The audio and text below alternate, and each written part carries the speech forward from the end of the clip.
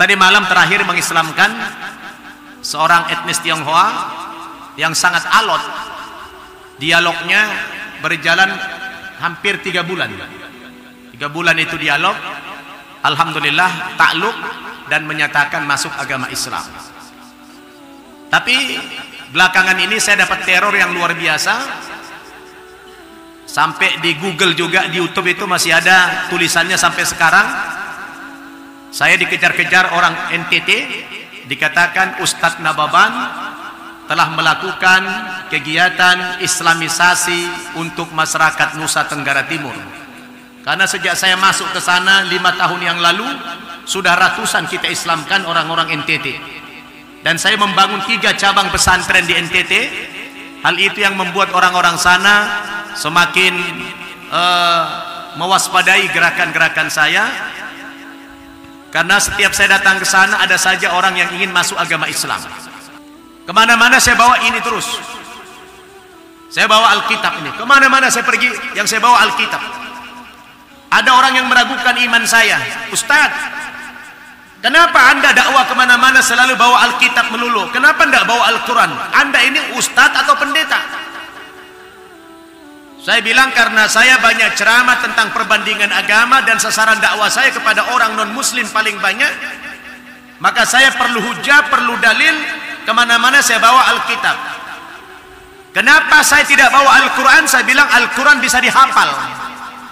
Ayat-ayat yang kita perlukan bisa kita hafal itu Al-Quran. Ayat-ayat ahkam bisa kita hafal itu Quran.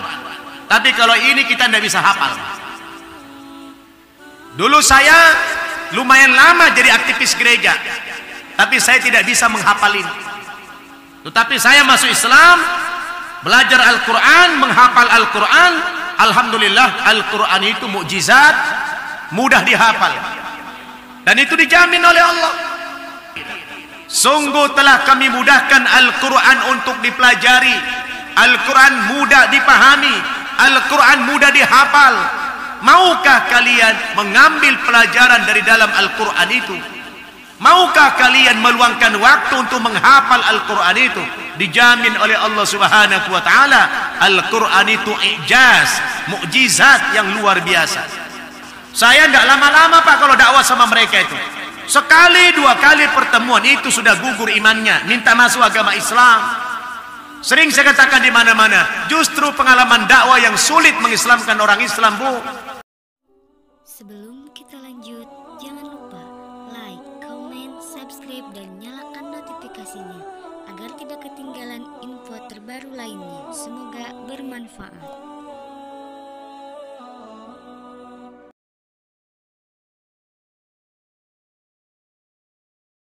Lemas sekali ibu-ibu jawabnya. Assalamualaikum warahmatullahi wabarakatuh.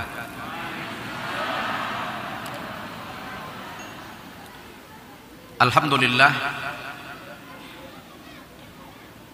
Alhamdulillahilladzi nazzala al-furqana ala 'abdihi liyakuna lil 'alamin nadhira. Wassalatu wassalamu ala Rasulillah Sayyidina Muhammad ibn Abdullah wa ala alihi wa ashabihi wa mawalah. La hawla wa la quwwata illa billah. Amma ba'd. Qala Allah subhanahu wa ta'ala fil Qur'anil Karim, A'udzu billahi minasy syaithanir rajim. Afala yatadabbaruna al-Qur'an walau kana min 'indi ghairi Allahi lawajadu fihi ikhtilafan katsira. Wa qala Rasulullah sallallahu alaihi wasallam, khairukum man ta'allama al-Qur'an wa 'allama. Atau kama qala Rasulullah sallallahu alaihi wasallam. Yang saya hormati Ketua Yayasan Masjid JGC Bapak Mukhlas beserta jajarannya. Yang saya hormati Ketua Masjid Raya JGC Pak Prof Yanto beserta pengurusnya, bapak-bapak, ibu-ibu, saudara-saudara jamaah kuliah duha Masjid Jakarta Garden Center, Jakarta Garden City, rahimakumullah. Wabil khusus kepada ustadz kita, imam kita di Masjid Raya JGC. Alhamdulillah, sejak Covid kurang lebih hampir 2 tahun, hari ini merupakan jumpa kita yang perdana di Masjid JGC ini. Dan bagi saya ceramah offline ini selama hampir setahun setengah, mungkin ini baru ceramah yang ke-9. Bapak Ibu bisa bayangkan, baru 9 kali ceramah selama 1 tahun setengah yang sifatnya offline. Hampir-hampir saya lupa ceramah, Pak. Karena ceramah itu perlu diasah. Kalau jarang-jarang ceramah bisa-bisa lupa itu. Untungnya Al-Quran itu mukjizat. Yang tidak lupa hanya Al-Quran, tapi ilmu-ilmu retorika yang lain kadang-kadang sudah mulai hilang karena jarang menyampaikan. Online juga jarang-jarang. Mudah-mudahan untuk selanjutnya dakwah kita sudah bisa dengan offline begini, sehingga syiar kita lebih terasa. Amin. Saya tidak tahu ini pengajian offline di sini yang keberapa ini.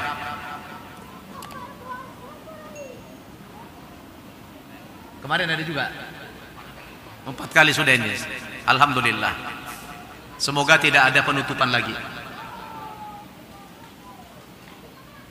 Jadi kita bersyukur kehadirat Allah Subhanahu wa taala setelah kita diuji cukup lama.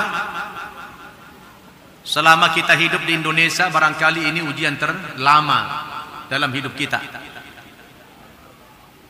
Tapi ada hikmahnya. Kadang-kadang Bapak Ibu, ada kalanya musibah itu lebih baik daripada nikmat, jika musibah itu membawa kebaikan dalam hidup kita. Betul? Bu? Lebih baik mana? Musibah daripada nikmat? Ada kalanya musibah itu lebih baik daripada kenikmatan, jika musibah itu membawa kebaikan dalam hidup kita. Kalau bahasa Al-Qurannya apa? Apa itu bahasa Qurannya? Asa an takrahu syai'a wa huwa khairul lakum. Boleh jadi kamu membenci sesuatu itu, tetapi di balik yang kamu benci itu ada kebaikan bagimu. Atau sebaliknya, wa asa an tuhibbu syai'a wa huwa syarrul lakum. Ini Pak, belum saya masukin tadi.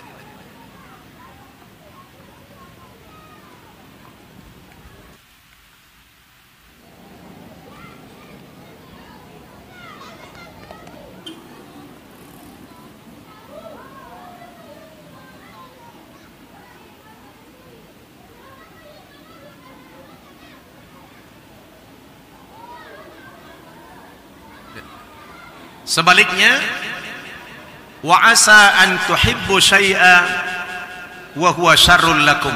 Boleh jadi kamu mencintai sesuatu, tetapi di balik yang kamu suka, di balik yang kamu cintai itu ada keburukan bagimu. Wallahu ya'lamu wa antum la ta'lamun. Allah tahu dan kamu tidak tahu. Paham, Bu? Jadi sekali lagi, kadang-kadang musibah, bencana, cobaan bisa lebih baik dalam hidup kita daripada kenikmatan, jika musibah tadi membawa kebaikan dalam kehidupan kita. Salawat dan salam mari sama-sama kita sampaikan kepada junjungan kita Nabi Muhammad sallallahu alaihi wasallam, kepada segenap keluarganya, sahabat-sahabatnya dan para pengikutnya. Bapak-bapak, ibu-ibu yang saya muliakan, apa kabar Bapak Ibu semuanya? Sehat? Ada yang korban di sini? Covid? Alhamdulillah enggak ada. Mudah-mudahan tidak ada selamanya. Terima kasih kepada pengurus Masjid Raya Jakarta Garden City yang telah memberikan kehormatan kepada saya, khususnya kepada ketua yayasan kita Pak Mukhlas.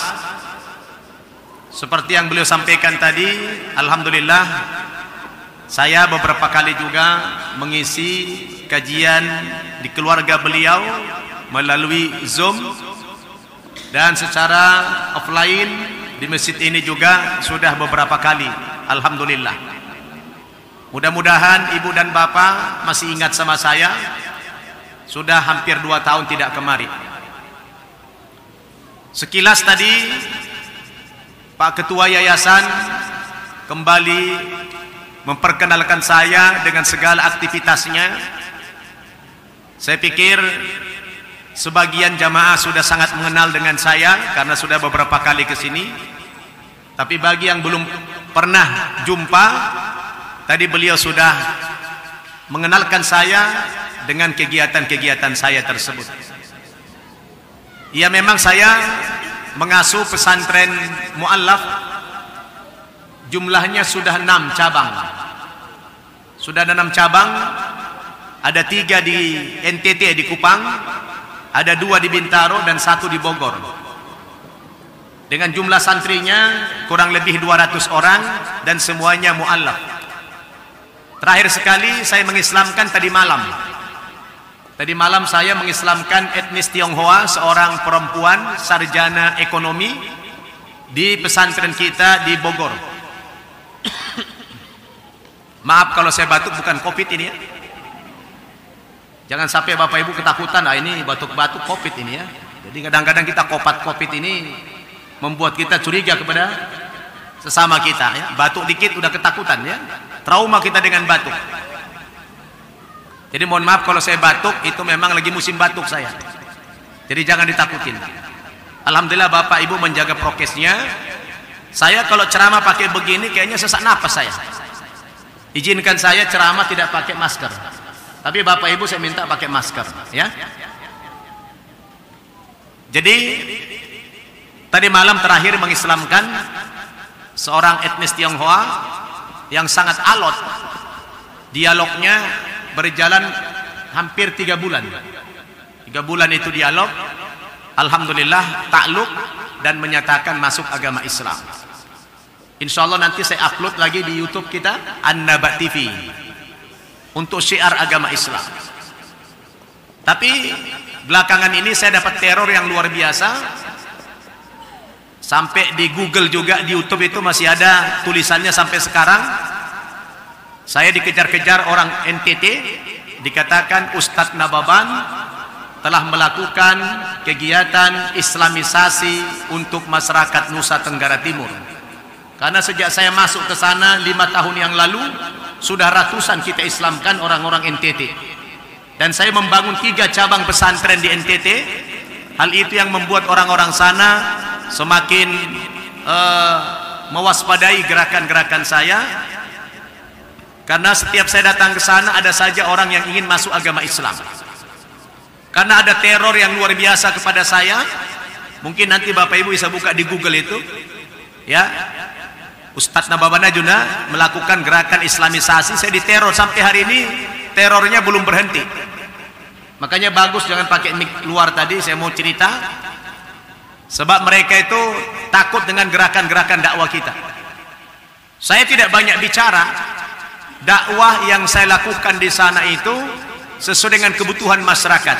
Dakwah bil mau'idhah al hasanah. Karena metode dakwah itu Bapak Ibu, sebelum masuk kepada tema, metode dakwah itu ada 3 cara kita berdakwah kalau mau berhasil. Berapa Bu? Ibu mau berhasil nggak kalau dakwah? Bapak-bapak mau berhasil nggak? Kalau mengikuti dengan 3 cara ini, insya Allah berhasil. Dalilnya mana yang 3 itu? Bapak Ibu bisa buka di Al-Quran surat An-Nahl, surat ke-16.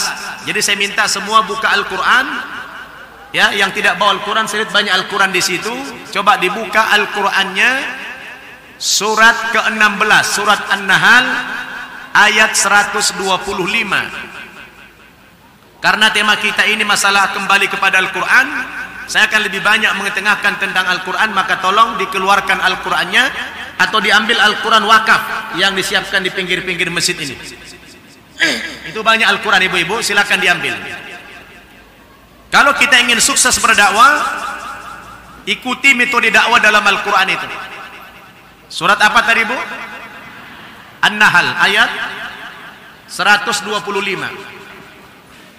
A'udzu billahi minasy syaithanir rajim. Ud'u ila sabili rabbika bil hikmah wal mau'izatil hasanah wajadilhum billati hiya ahsan. Ajaklah manusia itu ke jalan Tuhanmu, ajaklah manusia itu kepada Islam, supaya kamu berhasil mengajak mereka kepada Islam. Bagaimana caranya? Di ayat itu Allah memberikan metode dakwah. Ada 3 metode dakwah yang baik. Caranya yang pertama bil hikmah. Jadi kalau ibu bapak berdakwah harus dengan bil hikmah. Yang pertama itu. Bil hikmah itu apa artinya bil hikmah? Bil hikmah itu adalah bil hujjah, bil dalil, bil Quran was sunnah. Jadi ada segmentasi di situ. Siapa mad'u, objek dakwah yang bapak ajak dengan cara bil hikmah ini? Ini adalah kalangan kaum intelektual, orang-orang yang berilmu, kaum terdidik. Mereka ini memerlukan dalil, memerlukan hujjah, memerlukan referensi. Maka kita kalau dakwah kepada mereka tidak bisa dengan doktrin-doktrin saja, harus dengan ilmu, harus dengan wawasan, harus dengan dalil. Nah ini yang kita dakwahi siapa? Orang-orang yang terdidik, bukan orang-orang awam. Karena manusia itu tidak semuanya kaum terdidik, maka Al-Quran memberikan 3 metode tadi. Kalangan kaum terdidik, kalangan intelektual dengan cara bil hikmah. Sampaikan dalil-dalil. Saya kalau kepada orang Kristen yang pintar-pintar, saya pakai dalil. Dalilnya dari mana? Dari Al-Quran, dan paling banyak dalilnya dari Injil, dari Alkitab. Makanya kemana-mana saya Pak,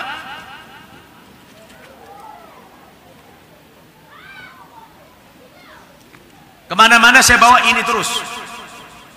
Saya bawa Alkitab ini. Kemana-mana saya pergi, yang saya bawa Alkitab. Ada orang yang meragukan iman saya. Ustaz, kenapa Anda dakwah kemana-mana selalu bawa Alkitab melulu? Kenapa tidak bawa Al-Quran? Anda ini ustaz atau pendeta? Saya bilang karena saya banyak ceramah tentang perbandingan agama, dan sasaran dakwah saya kepada orang non-muslim paling banyak. Maka saya perlu hujah, perlu dalil. Kemana-mana saya bawa Alkitab. Kenapa saya tidak bawa Al-Quran? Saya bilang Al-Quran bisa dihafal. Ayat-ayat yang kita perlukan bisa kita hafal itu Al-Quran. Ayat-ayat ahkam bisa kita hafal itu Quran. Tapi kalau ini kita tidak bisa hafal. Dulu saya lumayan lama jadi aktivis gereja, tapi saya tidak bisa menghafal ini. Tetapi saya masuk Islam, belajar Al-Quran, menghafal Al-Quran. Alhamdulillah, Al-Quran itu mukjizat, mudah dihafal, dan itu dijamin oleh Allah dalam surat Al-Qamar, ya, surat Al-Qamar surat ke-54 kalau tidak salah, apa 53 itu, sampai 4 kali diulang-ulang oleh Allah dalam ayat itu, sebuah jaminan bahwa Al-Quran itu mudah dipelajari dan mudah dihafal. Kata Allah apa? walaqad yassarnal qur'ana lidzikri fahal mim mudzakir. 4 ayat diulang-ulang itu. Walaqad yassarnal qur'ana lidzikri fahal mim mudzakir. Ayat 17, ayat 22, ayat 32 dan ayat 40. Ayat berapa, Bu? Ayat 17. Kemudian ayat 22. Kemudian ayat 32. Kemudian ayat 40. Ayatnya sama. Walaqad yassarnal qur'ana lidzikri fahal mim mudzakir. Sungguh telah kami mudahkan Al-Quran untuk dipelajari. Al-Quran mudah dipahami, Al-Quran mudah dihafal. Maukah kalian mengambil pelajaran dari dalam Al-Quran itu? Maukah kalian meluangkan waktu untuk menghafal Al-Quran itu? Dijamin oleh Allah Subhanahu wa ta'ala, Al-Quran itu ijaz, mukjizat yang luar biasa. Maka saya kemana-mana bawa Injil. Kalau saya jumpa orang Nasrani, rata-rata saya dakwah kepada orang Nasrani sampai masuk Islam, itu lebih banyak dalilnya dari Injil. Kenapa? Ini cara dakwah yang paling efektif kepada mereka. Lihat Qurannya, surat ke-14 ayat 4, surat Ibrahim ayat 4. Kalau anda mau berhasil berdakwah kepada orang non-muslim, gunakanlah bahasa dia. Kata Allah apa? Wa ma arsalna mir rasulin illa bilisani qaumih. Tidak kami utus seorang rasul pun berdakwah kecuali setiap rasul itu berdakwah menggunakan bahasa kaumnya. Bagaimana kita dakwah kepada suatu kaum, bahasa yang kita pakai adalah bahasa yang tidak dia pahami? Sampai nggak pesan dakwah kita kepada mereka? Nggak akan sampai. Jadi dakwah kepada mereka menggunakan bahasa dia. Jadi kalau ibu bapak dakwah sama orang Batak, pakai bahasa Batak. Dakwah kepada orang Cina, pakai bahasa Mandarin. Dakwah kepada orang Ambon, pakai bahasa Ambon. Tetapi pengertian ayat itu tidak sebatas orang Batak dakwahi pakai bahasa Batak, orang Jawa pakai bahasa Jawa, orang Ambon pakai bahasa Ambon, Manado pakai bahasa Manado. Lebih luas lagi pemahaman ayat itu adalah orang Kristen dakwahi menggunakan bahasa Kristen, orang Yahudi pakai bahasa Yahudi, orang Hindu pakai bahasa Hindu. Maksudnya apa sih Ustadz? Maksudnya adalah referensi dalil yang anda kemukakan, bahasanya mengambil dari bahasa kitab suci dia, baru anda berhasil dakwah kepada mereka. Tunjukkan kepada mereka kelemahan-kelemahan agamanya, kelemahan-kelemahan ajaran agamanya. Betul? Kalau itu yang kita sampaikan hujah-hujahnya, insya Allah berhasil. Saya nggak lama-lama Pak kalau dakwah sama mereka itu. Sekali dua kali pertemuan itu sudah gugur imannya, minta masuk agama Islam. Sering saya katakan di mana-mana, justru pengalaman dakwah yang sulit mengislamkan orang Islam, Bu. Mengislamkan orang Islam itu lebih sulit ketimbang mengislamkan orang Islam.